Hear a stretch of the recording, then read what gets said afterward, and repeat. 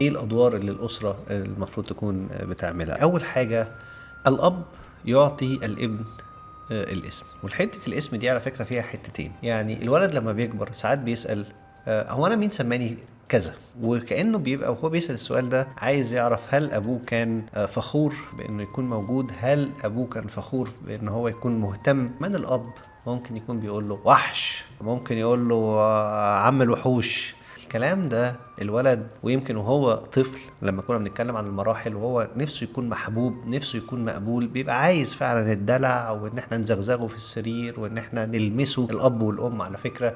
والحتة دي حتة مهمة قوي ان احنا نديها له. لكن كمان لما بيكبر شوية بيبقى عايز في الاسم ما اسموش حبيبي وروح. يعني حتى الاولاد في المدرسة في اعدادي مثلا ما بيحبوش مامتهم تروح المدرسة معاهم، ما بيحبوش انها تقول له يا حبيبي قدام اصحابه. يعني انا عايز اسم تاني من بابا، اسم رجولي.